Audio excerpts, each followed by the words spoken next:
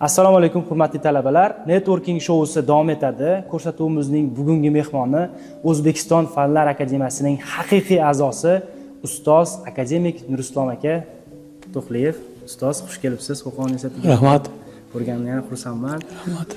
Ustoz, sizni ko'rsam har safar ilm insonlari kelsa, men juda ham xursand bo'laman universitetimizga. Universitetimiz rahbariyati ham, universitetimiz jamoasi ham juda ham xursand bo'ladi. Sizni ko'rib turganimdan juda ham xursandman. Ustoz, xush kelibsiz. Mana kecha bugun talabalarimizga, o'qituvchilarimizga darslar o'tdingiz, ma'ruzalar o'tdingiz. Mana o'zim kecha shu ma'ruzalarda qatnashdim. Juda ham manfaatli bo'ldi yoshlarimizga. Ko'proq darslaringizda ilmga qiziqqan talabalar qatnashdi. O'zingizga savol beradigan bo'lsak, ustoz, ilmga qiziqishingiz nimadan boshlangan? Nima turtki bo'lgan ilm yo'liga birinchi qadamlarni qo'yishingizda? Avvalo taklif uchun rahmat. Savolingiz uchun ham rahmat. Juda yaxshi savol bu. Meni ilmga, fanga kirib kelishimga ko'p kitob o'qish sabab bo'lgan. Nima uchun iqtisodiyot fanini tanlaganimning sababi iqtisodiyot eng qiziqarli fan. Chunki voqea va hodisalarni, jarayonlarini statikada emas, dinamikada o'rganadi. Hatto bilasizmi, kechagi hodisa va voqealar, raqamlar, ko'rsatkichlar bugunga to'g'ri kelmasligi mumkin. Chunki hayot, iqtisodiyot, jamiyat bir joyda to'xtab turmaydi. U to'xtovsiz haligi uchqur otdek, tez oqar daryodek ilgarilab ketaveradi. Shuning uchun ham bu fan meni nazarimda eng qiziqarli fan hisoblanadi. Shuning uchun men shu fan sohasini tanlaganman. Rahmat ustoz javobingiz uchun. Mana bugungi kunda ko'p savollar bo'ladi. Juda ham bahsli savollardan bittasi yoshlarni ilmga qiziqishini oshirishda, ilmiy tafakkurini oshirishda universitetning roli qanday? Xo'p, men shu narsaga e'tibor qildimki, keyingi 8-9 yil ichida bizning mamlakatimizda, O'zbekistonda islohotlar borgan sari chuqurlashib boryapti. To'g'ri, ilgari ham islohotlar boshlangan edi. Hozir faqat iqtisodiyotda emas, ijtimoiy hayotda ham siyosat, madaniyat, ilm fanda chuqur islohotlar ketyapti. Ana shular ichida men e'tibor qilgan narsa shundan iborat bo'ldiki, eng ko'p, eng chuqur islohotlar ta'limda ekan. Nima uchun? Bugun ta'limsiz, bilimsiz, fan bilan chuqur qurollanmasdan turib ilgari borish juda ham qiyin. Ilg'or rivojlangan mamlakatlarga yetib olish juda ham qiyin. Ular ham bir joyda to'xtab turmaydi. Mana kuni kecha Birlashgan Millatlar Tashkilotining 80-yubiley sessiyasida O'zbekiston Respublikasi Prezidenti Shavkat Mirziyoyev bitta gapni aytdi. Biz 2030-yilga borib, o'rtacha rivojlangan mamlakatlardan yuqoriroq darajadagi daromadli mamlakatlar qatoriga kirishimiz kerak, deb aytdi. Endi ana shu marraga, ana shu natijalarga erishish uchun nima kerak? Buning uchun albatta puxta bilim kerak. Yoshlarni biz keyingi haligi bilim, fan bilan qurollantirishimiz kerak bo'ladi. Men bekorga aytmadim, eng ko'p islohotlar ta'lim sohasida bo'lgan deb, mana bugungi faoliyat ko'rsatayotgan Qo'qon universitetining vujudga kelishi, paydo bo'lishining o'zi ham ana shu islohotlarning natijasi bo'lib hisoblanadi. Bugun mamlakatimizda davlat universitetlari bilan bir qator xususiy universitetlar, nodavlat universitetlari faoliyat ko'rsatmoqda. Men bilaman, hozir bizning mamlakatimizda shunday nodavlat universitetlari borki, ularning moddiy texnika ta'minoti, axborot kommunikatsiya bilan ta'minlanishi, talabalarning tayyorgarlik darajasi, professor o'qituvchilarning salohiyati davlat universitetlaridan kam emas. Men o'ylayman, bugungi mana shu universitetda ham universitet ma'muriyati o'zini oldiga ana shunday vazifalarni qo'ygan. Endi qarang, bu yerda asosiy figura kim bo'lish kerak? universitetda yoshlarga, bolalarga ta'lim berishda asosiy figura kim bo'lishi kerak? Albatta ustoz bo'lishi kerak, o'qituvchi, professor o'qituvchi bo'lishi kerak. Yana prezidentimiz Birlashgan Millatlar Tashkilotida kuni kecha bitta masalani aytdi. Biz o'qituvchi, ya'ni ustozning obro'yini, nufuzini ko'tarishni eng asosiy chora-tadbirlar sifatida ko'rmoqdamiz dedi. Nima uchun? Bu o'qituvchi, professor, ustoz bu yosh avlodni ertaga kelajakda bizni o'rnimizni bosadigan avlodni tarbiyalashda ahamiyati nihoyatda katta. Asl o'zi bizni yurtimizda, bizni diyorimizda bu ustozning mavqei juda ham baland bo'lgan. O'qituvchining, muallimning mavqei juda ham baland bo'lgan. Shuning uchun bekorga aytilmaydi, ustoz otangdan ulug' deydi. Yoki bo'lmasam shunaqa hadis rivoyat qilingan, olimning o'limi olamning o'limi deyiladi. Yoki bo'lmasam beshikdan qabrgacha ilm izla degan hadislar bor. Bularning hammasi muallimning, o'qituvchining asosiy ta'limdagi asosiy figura sifatidagi o'rnini, ahamiyatini ko'rsatib turibdi. Endi nima uchun yoshlar, masalan, universitetda ta'lim olayotgan yoshlar, hozirgi yoshlar aksariyat qismi 18-22 yoshdagi yoshlar bo'lib hisoblanadi.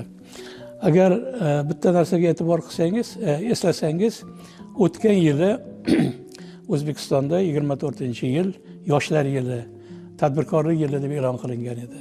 Nima uchun?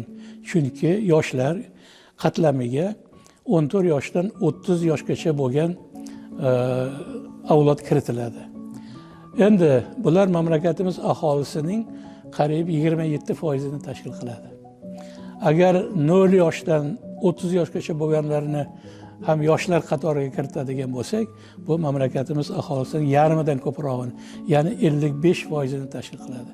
Nima uchun prezidentimiz, hukumatimiz, davlatimiz yoshlarga, ularga ta'lim berishga, mana universitetlar ochib, xususiy universitetlar, nodavlat universitetlar ochib, bu masalaga juda katta e'tibor qaratyapti. Buning sababi shundan iboratki, ana shu 14-30 yoshdagi yoshlar dastlab o'zlariga ta'lim turini, kelajakda mutaxassislik, ixtisoslikni tanlaydi. O'zlariga kasb-kor tanlaydi. Agar e'tibor qiling, binoning poydevori, fundamenti nosoz qilingan bo'lsa, uni oxirigacha uni tuzatish juda ham qiyin bo'ladi. U albatta keyinchalik u demak qulab ketishi mumkin bo'ladi. Shuning uchun ham hozirgi yoshda, hozirgi mana shu yoshlarga mustahkam bilim berish, ularni tarbiyasiga e'tibor berish, bu demak bu yoshda agar kamchilikka, noto'g'ri yo'l tanlanadigan bo'lsa, noto'g'ri yo'ldan, nobop yo'ldan ketiladigan bo'lsa, butun umr davomida bu kamchilikni tuzatish juda ham qiyin bo'ladi. Yana bitta narsaga e'tibor bering. Mana shu yoshda mustaqil hayotga qadam qo'yadi yoshlar. Hozirgi vaqtda O'zbekistonda turmush qurayotgan qizlarimizning o'rtacha yoshi 22 yosh. Yigitlarning yoshi 27 yosh. Ko'rdingizmi? Xuddi ana shu yoshda, ana shu davrda mustaqil hayotga kirib kelyapti. Shuning uchun ham bizning davlatimizda mana bu yoshlarga, ularning ta'limiga nihoyatda katta e'tibor berilyapti. Ustoz, javob uchun rahmat. Ham to'liq shaklda bo'ldi. Hozir endi iqtisodiyot haqida ozgina gaplashsak, ustoz, mana biz jahon iqtisodiyotiga nazar tashlaydigan bo'lsak, bozor iqtisodiyoti haqida biz ko'p gaplashamiz, ko'p gapiriladi.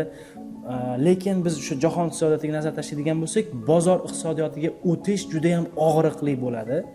Shu bozor iqtisodiyoti haqida bizga ozgina tushuncha bersangiz, ustoz. O'tish jarayonida qanaqa qiyinchiliklarga uchrash mumkin? Yaxshi savol. Endi e'tibor bering. Mana mamlakatlarning taraqqiyotini biz qanday baholaymiz? Qanday qilib rivojlangan, o'rtacha rivojlangan, kam mamlakat deb aytamiz? Bularni aniqlash uchun Birlashgan Millatlar Tashkiloti tomonidan har yili ishlab chiqiladigan va nazorat qiladigan bitta mezon bor. Bu inson rivojlanish indeksi deyiladi yoki inson taraqqiyot indeksi ETI yoki bo'lmasam ERI deyiladi. Mana shuning 3 ta ko'rsatkichi bor. 3 ta ko'rsatkichi. Birinchisi aholi jon boshiga to'g'ri keladigan yalpi ichki mahsulotning miqdori. Ikkinchisi ta'lim bilan qamrab olish darajasi. Uchinchi ko'rsatkich bu o'rtacha umr ko'rishning uzunligi. Ana shu 3 ta ko'rsatkich bo'yicha mamlakatlarning rivojlanishi belgilanadi. Endi ana shu taraqqiyotga, shu inson rivojlanish indeksiga, inson kapitalini rivojlantirishga qanday qilib erishish mumkin? Biz ilgari ma'muriy buyruqbozlikka asoslangan reja iqtisodiyoti, nobozor iqtisodiy sharoitida yashab kelayotgan edik. Sotsialistik iqtisodiyotda yashab kelayotgan edik. 80-yillarning oxiriga kelib bu tizim, bu model borgan sari o'zining kamchiliklarini, o'zining xunuk basharasini ko'rsata boshladi. Nima uchun? Chunki nobozor iqtisodiyoti ekstensiv ishlab chiqarishga asoslanadi. Ya'ni ishlab chiqarishni eniga va bo'yiga kengaytirish hisobiga rivojlanadi. Lekin ma'lumki, resurslar cheklangan. Borgan sari ekstensiv taraqqiyot omillari o'zining imkoniyatlarini yeb tugatib boradi. Endi intensiv taraqqiyot modeliga o'tish kerak bo'lib qoldi. Shuning uchun 80-yillarning oxiriga kelib o'tgan asrda biz qator qiyinchiliklarga duch keldik. Qator qiyinchiliklarga, taraqqiyot darajasida biz rivojlangan mamlakatlardan borgan sari o'rtadagi masofa uzaya boshladi. Endi biz shunday xulosaga keldikki, bozordan boshqa yo'l yo'q. Nobozor yo'li endi iqtisodiy taraqqiyotni belgilay olmaydi. Biz butun dunyo bozor iqtisodiyoti sharoitida yashayaptimi? Demak, shu yo'lga o'tishimiz kerak. Bozordan boshqa taraqqiyot yo'li yo'q degan xulosaga keldik. Endi bozor iqtisodiyoti nima? Bozor iqtisodiyoti 3 ta ustunga, 3 ta asosga asoslanadi. Birinchisi xususiy mulk, ikkinchisi raqobat, uchinchisi erkin tadbirkorlik.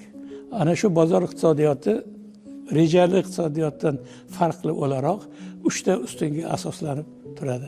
Bu esa taraqqiyotni belgilaydi. Masalan, nobozor iqtisodiyotida xususiy mulk yo'q edi. Biz endi xususiy mulkni reabilitatsiya qildik, uni reanimatsiya qildik, tiriltirdik. Chunki xususiy mulk raqobatni ta'minlaydi.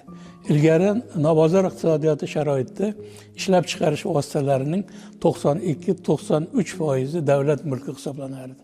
Endi davlat ham mulkning egasi bo'lsa, ham o'zi ishlab chiqarsa, ham uni sotsa, qanday qilib bu yerda raqobat bo'lishi mumkin? Raqobat bo'lishi uchun millionlab ishlab chiqarish subyektlari bo'lishi kerak. Kichik biznes bo'lishi kerak, xususiy mulk bo'lishi kerak. Ana shunda ular o'zaro bir-biri bilan raqobatlashib, birinchidan ishlab chiqarishning hajmi ko'payadi. Do'kon tokchalari tovarlar bilan to'ladi. Sifati yaxshilanadi. O'sha ishlab chiqariladigan tovar va xizmatlarning va eng asosiysi narx pasayadi. Chunki raqobat mana shuni o'zi bozorni demak boshqaradi. Shuning uchun ham biz bozor iqtisodiyotiga o'ta boshladik. Albatta, bozor iqtisodiyotiga o'tish qator qiyinchiliklardan iborat. Birinchidan, bizda xususiy mulk psixologiyasi 70 yil mobaynida bizni miyamizdan butunlay chiqarib tashlangan edi. Xo'p, qanday qilib endi bitta dekret bilan, bitta qaror yoki farmon bilan xususiy mulkni davlat mulkiga aylantirish mumkin. Lekin davlat mulkini bitta qaror, bitta hujjat bilan xususiy mulkka aylantirib bo'lmaydi. Nima uchun? Chunki kishilarda xususiy mulk psixologiyasi shakllanishi kerak. Masalan, men xususiy mulk egasi bo'ladigan bo'lsam, men u bilan qanday muomala qilaman? Qanday qilib uni yuritaman? Agar menda unga o'quv bo'lmasa, uni yuritish qobiliyati menda bo'lmasa, qanday qilib men xususiy mulkdan foydalanaman?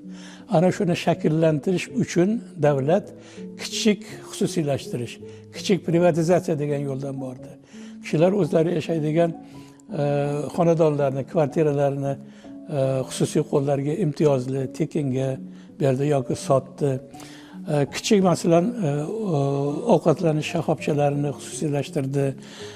Kishilar o'zlarining mashinalari bilan masalan taksi sifatida, ijara sifatida foydalanadigan bo'ldi.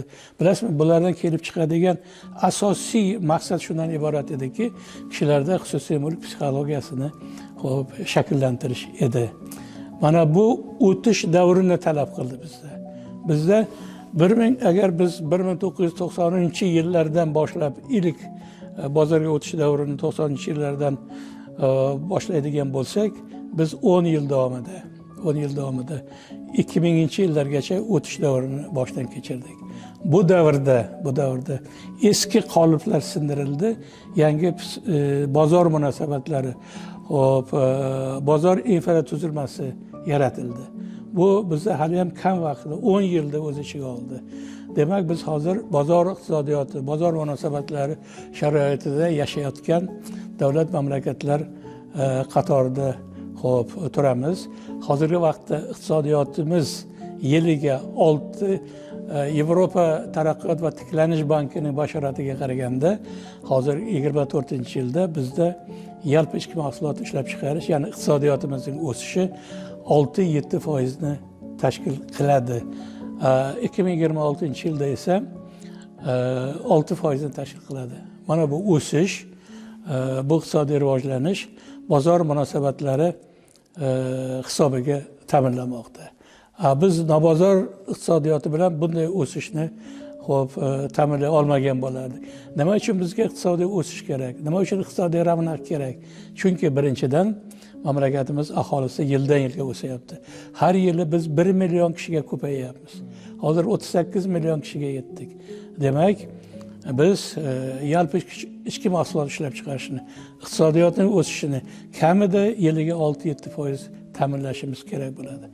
Bu bir tomondan, ikkinchi tomondan bu kishilarning haligi iste'mol ehtiyoji ham o'sib boryapti. Masalan, kecha biz bilmagan bugun yangi tovar, yangi xizmat ko'rsatish turlari vujudga kelyapti. Ishlab chiqarish takomillashib boryapti.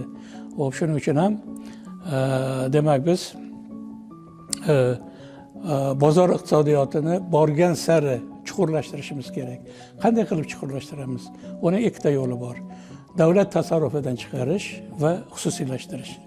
Agar siz e'tibor beradigan bo'lsangiz, har yili davlat ulushi bo'lgan yirik, hatto banklar, yirik ishlab chiqarish, masalan aytaylik sement zavodi, ko'mir zavodi, boshqa obyektlardagi davlat o'zining ulushini kimoshdi savdosiga qo'yib, davlat birinchidan monopolizmini kamaytiryapti, ikkinchidan uni xususiy qo'llarga berib, raqobat muhitini borgan sari kengaytirib boryapti.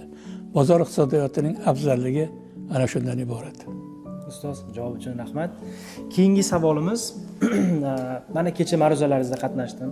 Bundan tashqari statistikaga nazar tashlaydigan bo'lsak, O'zbekistonning yalpi ichki mahsulotiga ziyorat turizmining ulushi 2% dan 3,5% gacha tashkil etar ekan. Shaxsan o'zimning fikrimcha bu juda ham kam, o'zimning fikrimcha. Va mana kecha talabalar bilan ko'rishdingiz. Talabalarimizdagi eng asosiy uyg'ongan savol sheriklarimdan chiqdi. Endi sizga berishga uyalishgandim, lekin savol bo'ldiki, Qo'qonda shu ziyorat turizmini oshirishda qanaqa takliflar, qanaqa ishlar qilinishi kerak sizning fikringizcha? Yaxshi. Bilasizmi, yalpi ichki mahsulotni turli xil tarmoqlarda yaratish mumkin-da. Masalan, qishloq xo'jaligi, sanoat, xizmat ko'rsatish. Ana shular orasida, xizmat ko'rsatish sohasi orasida turizm alohida o'rin egallaydi.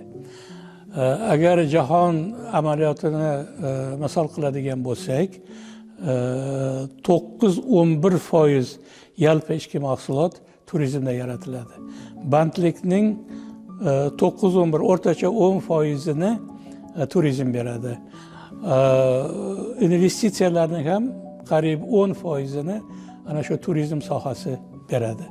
Demak, jahon yalpi ichki mahsulotini 100 trilliondan ortiq deb oladigan bo'lsak, shuning 10 trilliondan ko'prog'i, ya'ni 10%, qariyb 10% turizm sohasida yaratiladi. Bu jahonda xuddi shunday.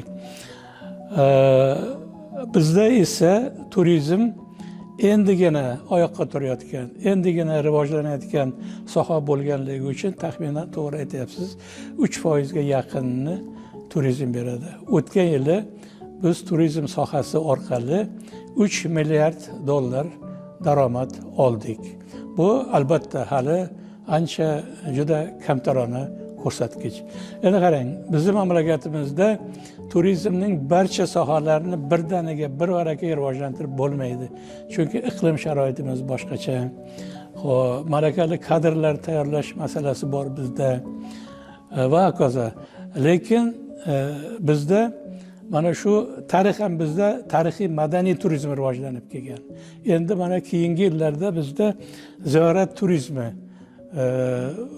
o'rtaga chiqyapti. Asosiy turizmning segmentlaridan biri sifatida ziyorat turizmi chiqyapti. Nima uchun ziyorat turizmiga biz katta e'tibor qaratyapmiz? O'zbekistonda mana bu sohada juda katta resurs, juda katta potensial bor. Bizda 500 dan ortiq ziyorat turizmi obyektlarimiz bor. Lekin afsuski biz shulardan atigi 100 tasinigina turistik marshrutlar qatoriga kirita oldik. Chunki ko'pchiligida o'sha joyning tarixi ma'lum emas. U yerga boradigan infratuzilma yo'q, yo'llar yo'q, ko'prik yo'q.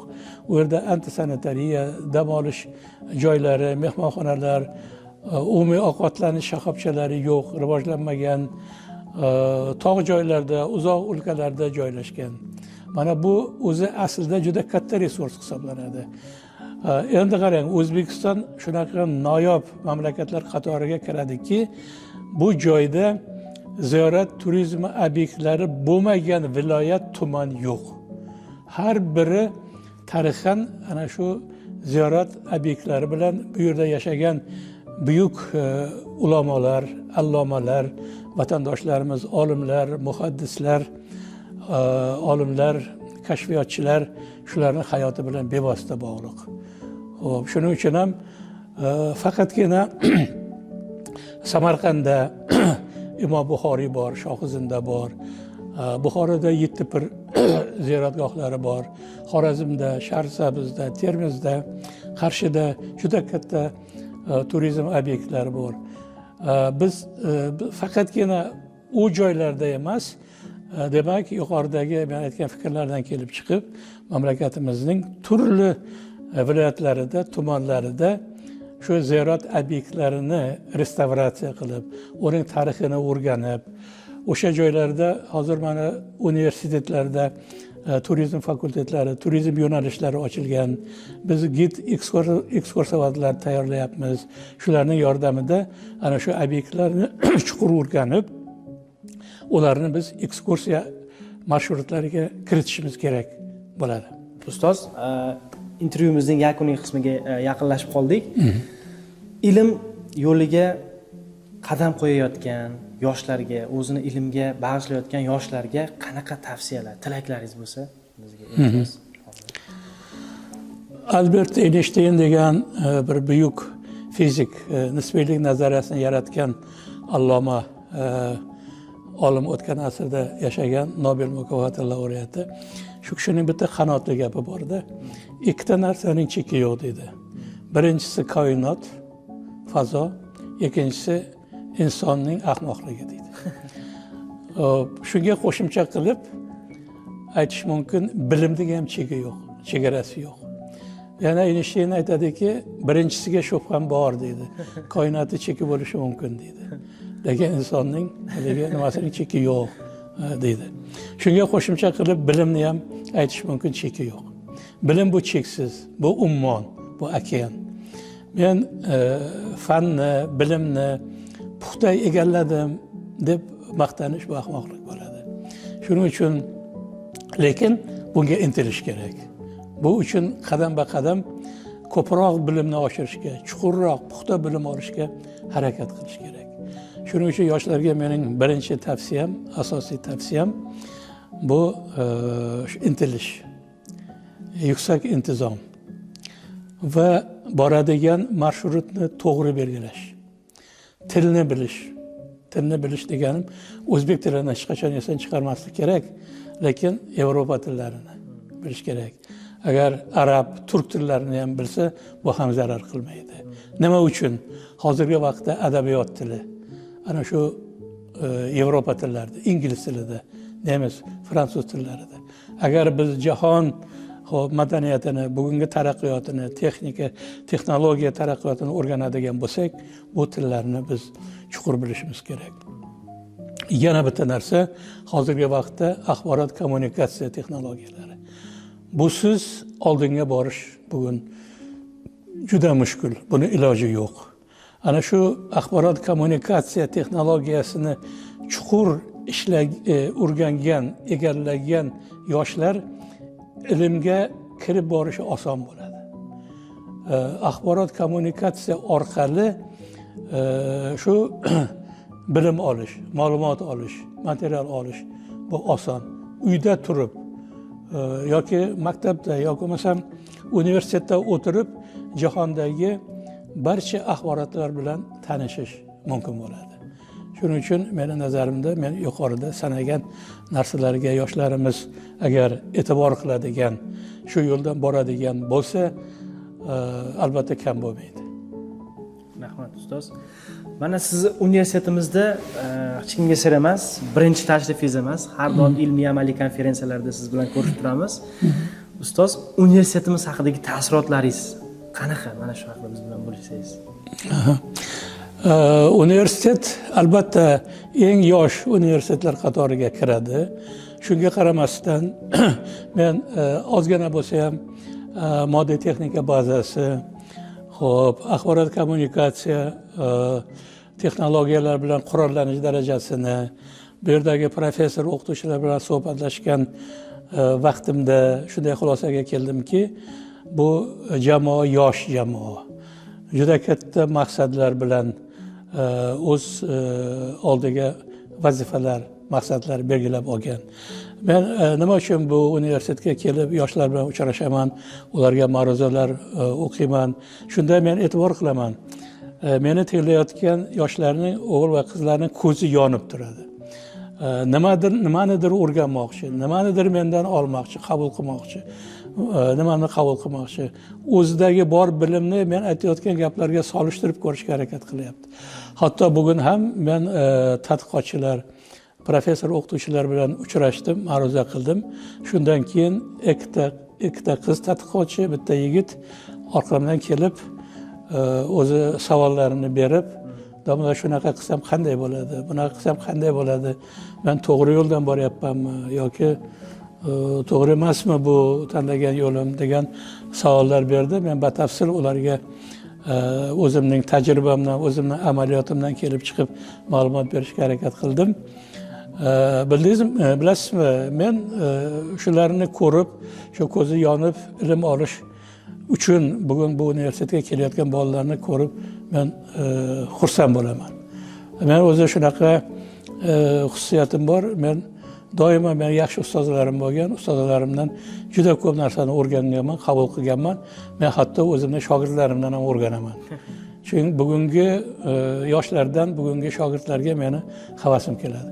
Meni shunday shogirdlarim bor. Eng qiyin iqtisodiyotning eng qiyin yo'nalishlaridan bo'lgan ekonometrika fanidan ingliz tilida ma'ruza o'qiy oladi. Axborot kommunikatsiya texnologiyasini programmist darajasida egallab olgan. Nima uchun ularda men buni o'rganmasligim kerak? Shuning uchun yoshlar bilan ishlash menga juda katta ozuqa beradi. Juda katta rag'bat beradi, motivatsiya beradi. Men o'ylayman, universitetlaringizning kelajagi bor. Men o'ylayman, bugungi erishgan bu yerdagi yutuq bu chegara emas. Yildan yilga borgan sari universitet o'zini faoliyatini kengaytirib, potensialini oshirib, rivojlanib boradi degan umid bildiraman.